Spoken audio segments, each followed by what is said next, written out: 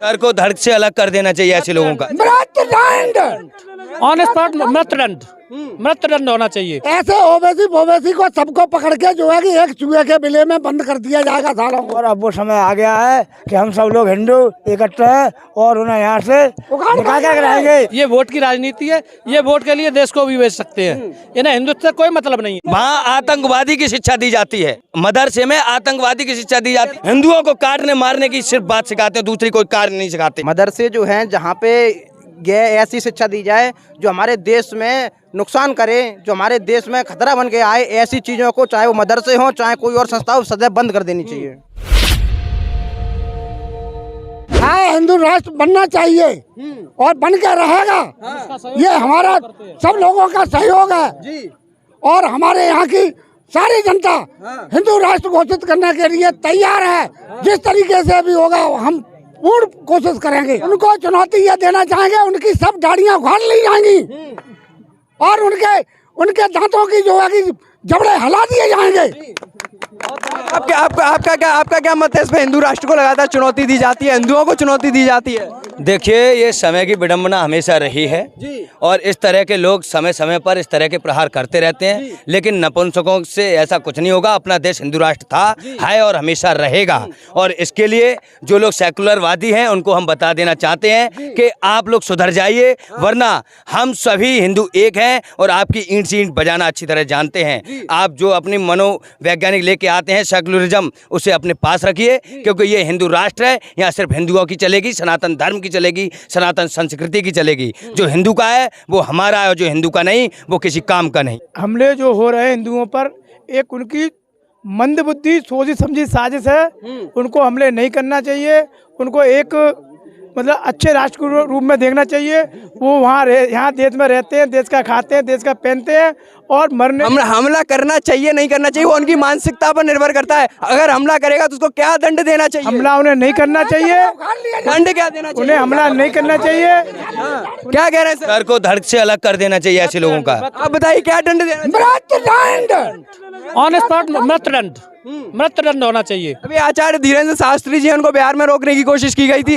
समर्थन करते हैं, हम उनका पूर्ण समर्थन करते हैं। वो सनातन संस्कृति के लिए तत्पर तैयार हैं और हम उनके साथ हैं और हमारे भाई बहन सभी उनके साथ हैं। और इन ऐसे संतों के लिए, ऐसे आचार्यों के लिए हम हमेशा साथ रहेंगे। और आपको बता देना चाहूँगा, मैं एक संगठन से भी हूँ, भगवा हिंद वाहिनी। हमारे संगठन के लगभग 2 से 2.5 लाख लोग हैं, सभी उनके समर्थन में हैं और सभी हिंदू भाई एक साथ एकजुट हैं और ऐसे आचार्य संतों का हम पूर्ण समर्थन करते हैं। हिंदू है ही नहीं दरअसल, जो इनकी कौन है फिर? इनकी मानसिकता खराब है, इनके माइंड में एक जहरीला कीड़ा बढ़ा हुआ है। जो सेकुलरिज्म का कीड़ा जब तक नहीं निकलेगा, ऐसे कीड़े निकालने के लिए ही पंडित धीरेन्द्र कृष्ण शास्त्री जी हमारे बीच में रहकर सनातन धर्म का कार्य कर रहे हैं, प्रचार कर रहे हैं। इसीलिए हम उनका समर्थन कर रहे हैं और उनके साथ एकजुट हैं। आप कितना समर्थन कर रहे हैं?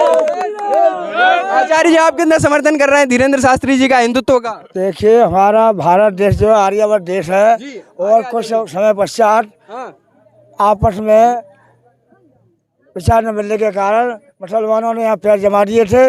और अब वो समय आ गया है कि हम सब लोग हिंदू इकट्ठे हैं और उन्हें यहाँ से निकाल के रहेंगे। भारत माता की, भारत माता की। इस देश का बंटवारा धर्म के आधार पर हुआ था, तो इस देश में मुसलमानों का कोई अधिकार नहीं है। ये देश सिर्फ हिंदुओं का है और हिंदुओं का ही रहेगा। ये मैं आपको बता देना चाहता हूँ। जो पाकिस्तान या इस देश से निकला, जो अफगानिस्तान निकला, सभी मुस्लिम राष्ट्र बने, लेकिन हिंदुओं का आज एक भी देश नहीं है। हिंदुओं का सिर्फ यही देश है, भारत देश है। हिंदुओं, तुम भी सुधर जाओ, सेकुलरिज्म का चूल्हा उतार के फेंको और हिंदू हिंदू एक हो जाओ। आप ये देख रहे हो बार बार तुम पर हमले हो रहे हैं, इतने हिंदूवादी आपके समर्थन में, फिर भी आपके लिए आप अभी देख रहे होंगे कि कर्नाटका में क्या हाल हुआ है। आप उस चीज को ध्यान में रखते हुए, कर्नाटका में चुनावी इसी मामले को लेकर हुआ था कि विश्व हिंदू परिषद के जितने कार्यकर्ता हैं उनको जेल में डाला जाए। मैं वही निर्देश देना चाहता हूं कि अभी भी समय है, सुधर जाओ। ये सेकुलरिज्म का चोला निकाल फेंको और हिंदुओं एक साथ होकर, एकजुट होकर और हिंदू समर्थन वालों का समर्थन कीजिए। अगर आपसे नहीं बोला जा रहा है तो कृपया करके चुप रहिए और जो बोल रहे हैं उनका साथ दीजिए। मैं ये नहीं कह रहा कि आप बीजेपी का समर्थन करो, मैं ये कह रहा हूं कि जो हिंदू का है आप उसका समर्थन कीजिए। उसने दूसरी पार्टी ने बोला कि हम बजरंग दल को, विश्व हिंदू परिषद को बैन कर देंगे और वो जीत गया वहां पर। ऐसे मनोवैज्ञानिक वालों को, ऐसी माइंड स्थिति वालों को इस देश से उखाड़ फेंकने का कार्य अब भगवा हिंद वाहिनी और हिंदू व्यक्ति, हिंदू भाई बहन एक साथ एकजुट होकर यह कार्य को करेंगे। केवल 2 महीने का है और हमारे बागेश्वर वाले श्री धीरेन्द्र कृष्ण शास्त्री ने कह दिया है कि 2 महीने में हम हिंदू राष्ट्र घोषित करवा के रहेंगे और होना है और इसको कोई नहीं रोक पाएगा। ऐसे ओवैसी को सबको पकड़ के जो है कि एक चूहे के बिले में बंद कर दिया जाएगा सालों को। उन्हें फांसी दी जाए, केवल हमारा उद्देश्य सीधा फांसी। फांसी बिल्कुल योगी जी तो ऑन द स्पॉट फैसला होना चाहिए। आतिक अहमद के साथ हुआ, आफ्ताब अहमद के साथ हुआ, ये बहुत अच्छा हुआ, बहुत ही अच्छा हुआ, बिल्कुल अच्छा हुआ। लोकतंत्र की बात हो जाती है, लोकतंत्र तो खतरे में हो गया, बिल्कुल चला गया। अरे कहाँ लोकतंत्र खतरे में है बताइए? अत्याचारी को क्या सजा देना लोकतंत्र खतरे में है? लेकिन संविधान के तरीके से दी जानी चाहिए, अखिलेश यादव कह रहे हैं। कौन सा संविधान? किस संविधान को कौन मानता है? मैं सिर्फ हिंदू धर्म को मानता हूँ, सनातन संस्कृति को मानता हूँ। इसमें अत्याचारी को डायरेक्ट मृत्युदंड देना चाहिए, चाहे नियम कुछ भी अप्लाई हो, करना चाहिए। तो उनको दिक्कत हो रही है, इसीलिए राजनीति से बहुत दूर पहुंच चुकी हैं और यही हाल रहा तो इस देश में भी दिखाई नहीं देंगी। ऐसे मानसिकता वालों को इस देश से बाहर कर देना चाहिए। जो हिंदुत्व का है, जो हिंदू को समर्थन में है, हम उसका समर्थन करते हैं। चाहे वो बीजेपी हो, चाहे कोई भी पार्टी हो, जो हिंदुत्व की बात करेगा हम उसके साथ रहेंगे, हमेशा हैं और हमेशा रहेंगे। और रही बात हिंदू राष्ट्र की, तो ये देश हिंदू राष्ट्र है, रहेगा और हमेशा से रहा है। ये वोट की राजनीति है, ये वोट के लिए देश को भी बेच सकते हैं, इन्हें हिंदुत्व से कोई मतलब नहीं है, ये वोट की राजनीति है केवल। अच्छा, अगर मदरसे बंद किए जा रहे हैं तो ये सही है या गलत है? ये बिल्कुल सही है, इसमें सही क्यों है? वहाँ तो शिक्षा दी जाती है, वहाँ आतंकवादी की शिक्षा दी जाती है। मदरसे में आतंकवादी की शिक्षा दी जाती है। कुरान पढ़ाते हैं, बड़े पवित्र कुरान पढ़ाते हैं, 5 बार कुरान वो कराते हैं और उसमें हिंदुओं को काटने मारने की सिर्फ बात सिखाते हैं, दूसरी कोई कार्य नहीं सिखाते हैं उसमें। इसलिए पूर्ण रूप से मदरसे बंद कर देना चाहिए। प्रतिबंध जो है भारत सरकार जो लगा रही है वो ठीक लगा रही है और ऐसे संगठन जो हमारे भारतीय संस्कृति को, हिंदू संस्कृति को खतरे में डालते हैं, ऐसे संगठनों पर बैन लगना चाहिए, प्रतिबंध उचित है। आरएसएस से पीएफआई की तुलना करना बिल्कुल अनुचित है। दोनों अलग अलग पंथ हैं दोनों के।